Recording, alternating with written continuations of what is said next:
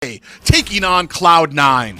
Okay, hold up, because this is not jungle YSS. This is gold. I saw it in the graphic and I was like, was it a mess up on the graphic?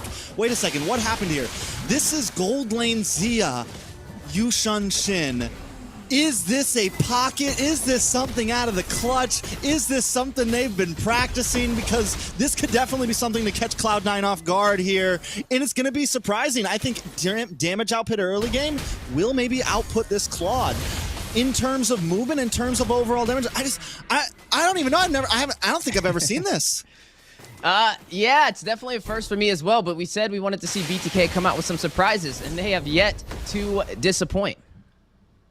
Yeah, and we're going to see how well. It doesn't just come down to the picks, though. It's going to come down to some of these rotations. This has been the big sour point for BTK in some of the playoff games. Is their synergy up to par?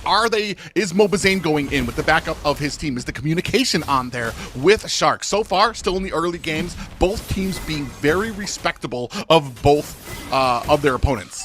Yeah, but BTK definitely like moving fast. They're playing the early games they like to play. This is the early game that sometimes messes up the tempo of Cloud9 in laning phase. You have Shark on this Cho, who's going to be aggressive, going to be in their face. And in terms of the mid duo that we're wondering how they're going to pair up, lane clearage has been equal. The rotations have been equal. It's 2 minutes in, and it's pretty much down the middle.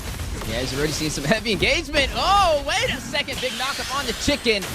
Needing to go back, but still going to sustain himself in this fight as the turtle spawns in. Yeah, Frigid Glacier came out there from Hoon with the IMU, not able to find a mark just yet, but that means you're going to have an ultimate down for this first objective, but it doesn't look like both teams are actually setting up just yet. Shark getting caught.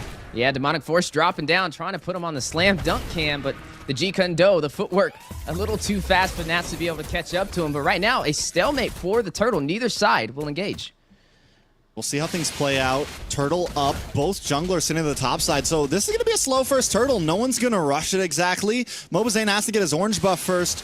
But I'm wondering, like, do we think that BTK's got this one here? They do have some zone control, but a little bit of a knockup. Ooh, the way of the dragon for the stun. Mobazane securing the kill. An amazing alley-oop from Shark. First blood for BTK, but do we see Cloud9 with a response? Demonic Force for the Glacier as well. Marcuti will find Mobazane, both sides, able to secure a kill. Glorious pathway through the mid-river as well. Look at Nats, he's going all in. Now a 1v3 at that tier 3 turret. That is just an amazing job by Cloud9. They do get caught, best player does go down, but they're always able to reply in kind with something. Here, Shark in a little bit of trouble as we start on this turtle. Yeah, Shark's keeping pace well, man. Ever since we saw him start picking up the Cho earlier in the playoffs, I've liked it on him. It fits his playstyle. He's able to make plays happen. Both junglers do go down there, but we already see the possible aggression from BTK, the possible play potential. Yeah, and a play may be made here on the chicken. Not going to be able to find the kill, but that is a turtle over to Cloud9. Ooh, Coldwell just narrowly avoids a little kick up there from Shark. But right now, I mean, still keeping the pace. It's 1-1. Both of these teams, I want to say the aggression coming from them, they are not warded off by either of the deaths that they took. They're not worried about it. They're just continuing to kind of keep up this fast pace. Keep our eyes on Nats, though, right? He's being super proactive right now. He's consistently rotating up to the mid, getting back down to EXP to clear his wave. Even now, watch him on the minimap, rotating up to the mid, might even hang out a bit longer. Chicken, though, kind of onto it. It seems like both teams want to make a big fight happen for this next turtle. Yeah, but it's no secret, right? BTK, we know they're a team that kind of thrives on being able to take these turtles. Usually when they are not able to get these objectives, their success rate drastically drops. So hopefully for the second turtle, they can find a way in, especially with Zane running on this Roger and how he's easily able to overpressure teams with the Lycan Pounce. Yeah, but we've talked about it. You really need to lean into that early game on a Roger. When Roger starts falling behind, you're going to have some issues when it comes into that mid game. When you come into that late game. But ladies and gentlemen, a new record, if you guys did not know, for Mobile Legends Bang Bang Professional League recently became the first esports event series to reach 1 billion hours of watch time. That is a big number. I don't even know what that number means, honestly. It's a lot. That's what I know. It's like the money that Eslon has, or you know his name, Elon Musk has. It's a lot. It's confusing me. This game, though, I'm waiting for Zia to pop off. When is this YSS really going to happen, Private? Yeah, and that's the big thing for me right now. I'm not seeing where Yusun Shin is really kind of coming into play where I'm just like, that was a great pick. I'm starting to see the genius of that pick. Not just yet, but right now, getting into a turtle fight. Yeah, Demonic Force dropping down from NACT Glacier, stopping him in his tracks. Mobazane able to get the turtle to even out the objectives. Maybe able to get some kills as well, the way the Dragon's set up. Possibly leading to a kill. NACT very low, but still gonna go in with the Demonic Force. Frigid Glacier, double stun. Maybe able to pull it off. Cold World finding Zia. Shark on his way out to the tier 3 turret on the top side, and the tier 3 for the mid will be secured by best player. Yeah, and right now, the mid tower goes down. The great macro from Cloud9, able to lose a tower, or able to lose that turtle. Oh, Mobazane in trouble.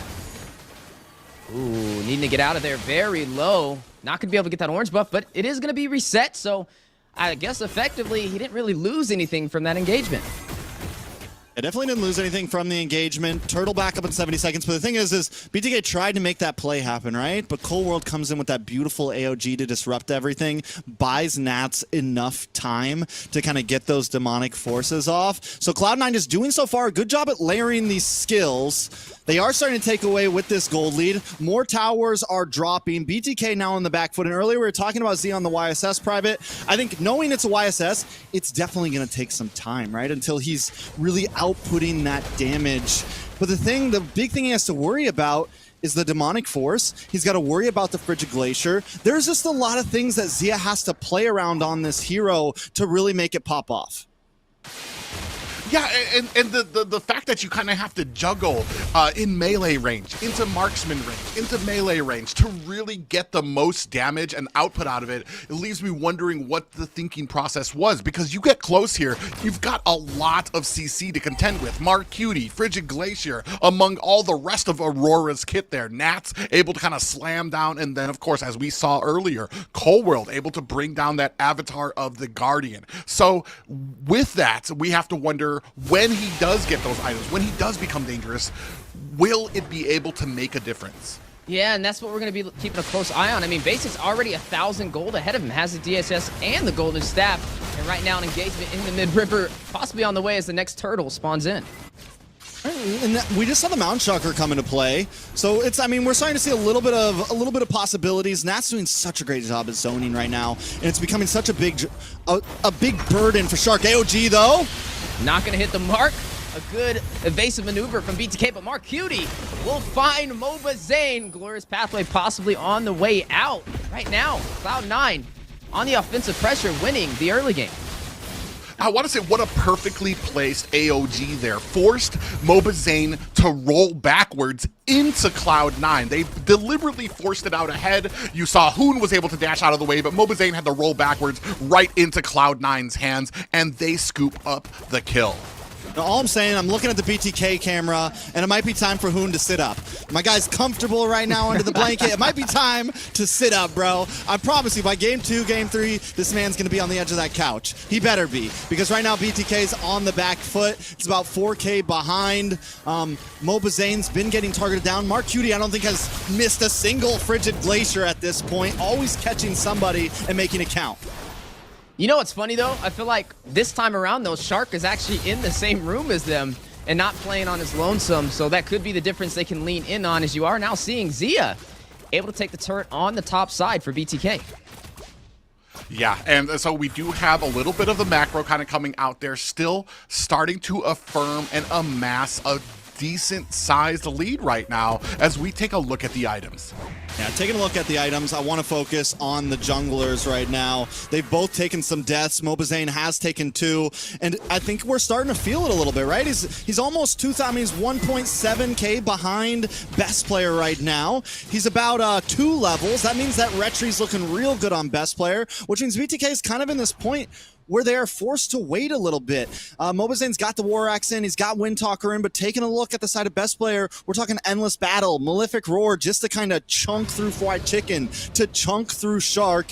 Not to mention the Hunter Strike as well for a little bit of passive speed boost to help with these engages and disengages. C9 has hit their power spike nice and early. BTK still trying to get there. Yeah, and I gotta see what is Zia's power spike? Because he has the Aegis, he's on this YSS gold lane. How will that come into play? Yeah, and I want to say, man, it just takes a genius beyond me right now, because when I look at the YSS, I'm thinking you need to get fed fast. That's how a lot of those jungle-ish marksmen are, like Granger too as well. You want to get fed fast, you want to be able to kind of use that lead to the biggest possibility. Here, you're kind of slow playing it on the YSS. As we see now, BTK starting to focus on this Lord.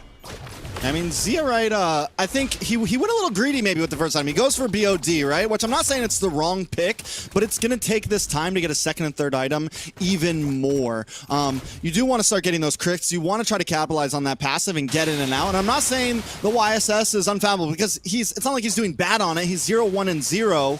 But, yeah, it's going to be a while until that damage really starts to get there. We're talking 13, 14, maybe even 15 minutes for the side of BTK. And Mountain Shocker is going to drop down. Both sides fight it out for this Lord. Best player with the Retribution secures it for Cloud9. Frigid Glacier for the stun. Glorious Pathway in the heart of the battle. Best player taking down Fried Chicken. Basic taking down Shark. 2 members falling for BTK. Avatar the Guardian trying to close the distance on to Zane. Looks going to rush him with the like accounts. The Punish takes down Cold World. Best player finding Moba Zane. A 3-to-1 trade and a Lord to Cloud9. Yeah, these Avatar of the Guardians have been hitting the mark. Now, and why I say that, they haven't been actually hitting the players, but they've been separating the players so that they can get those kills. They can get Mobazane spread out and away from his team. You want to talk about hitting players? Best player right now is hitting players, but a lot of damage. Down goes Marcuti. BMI, Blazing Duet in as well. Marcuti very low. Chicken trying to take him down. Zia will find Marcuti. Basic will find Chicken. A 1-for-1 trade. But the map is bleeding blue. Cloud9 opening up the base for the Bloodthirsty Kings. A Lord on the bot side marching to the base crystal, but quickly bursted down by BTK. Oh man, they're able to take down the Lord very quickly, but you see up at the top, that's 2 high grounds down on each side, just 1 left through mid right now. A firm grasp on the map control is what Cloud9 has. Yeah, I mean, 2 inhibitors down, and they're both on off lane, so it doesn't matter what side of the pits, the river that the Lord spawns up on, Cloud9 has an advantage. Back to the items, though. Zia did finally get the Endless Battle in. Looks like next could be a Malefic Roar for some penetration, but at this point, is it too late, right? Like, Cold World, I mean, Best Player is just bursting. And we're not even talking about late game potential with Basic. We're not even talking about Marcuti, who's been landing Frigid Glacier after Frigid Glacier, or the beautiful AOGs coming from Cold World right now. It just feels like everyone on Cloud9 is on their P's and Q's right now, making the right plays happen at the right time. BTK came into this game with, you know, kind of a cheesy draft, maybe trying something, and I'm still wondering when that's going to pay off. And you know what's interesting? It's not like they have the easiest composition to get to a backline marksman, but the AOGs from Cold World have been crucial to setting up those opportunities for Cloud9. Yeah, and I'm kind of waiting to, especially while they're on the back foot, it really kind of inhibits their ability to do a lot. Shark can't get in there, which is where you want to be with this Cho pick, to kind of get in there, isolate somebody out, and be able to burst him down. Right now, you're sitting at about a 5k gold loss, so that burst is not going to come without its penalties, because you're going to have Cloud9 closing in on you as well. Hopefully they can fight for these purples, try to get a little bit more farm. But you talked about Shark not being able to go in, and I think in the early we saw him go in, right? But now with Nats just able to stiff arm him, with the rest of the team able to stop him in his tracks, it doesn't seem possible. Yeah, it's definitely going to be an upscale battle right now with Cloud9 in the lead with the gold and the objectives. A Luminous Lord does spawn in. Now the chase on the Shark. I'm wondering if they're going to fully commit. No, they're going to let him go. They're going to focus on this objective. You're already seeing best player in position. I mean, and he's looking for the angles. He's trying to get them, but he's just not able to find them. And right now, we're going to go ahead and start on the Lord. Ooh, Basic will be able to secure that with the no retribution play and get a kill. Takes down Chicken. On top of that, a 2-for-none trade for their side. Yeah, they have to know the burst damage is there. At this point, one of them can't go in and check bush. Like, one of them can't just be alone, and they're kind of approaching the map at more of a split-up pace, but I think it's a little bit too late for that. Yeah, and you don't, I mean, I was going to say, we don't really have a front line for BTK either. It's going to have to be Shark to kind of go in there, get that, but then you have the rest of the team that's going to need to kind of be on their P's and Q's to try to maybe get an angle or get in there very quickly as we're pushing in to the last high tower. Ooh, good G-Kondo setup. Pride of Ice comes out to keep Marcuti alive. Shark maybe punished best play with the fracture, able to take him down. Right now, you are seeing the Luminous Lord in the base of the Bloodthirsty Kings at about 45% HP. The inhibitor will fall. No more inhibitors in this game. Cobra finding Moba Zane. The base Crystal taking some heavy hits. Basic able to take down Chicken. Zia falling to Marcuti's wrath. And Cloud9 securing game 1 against BTK. And a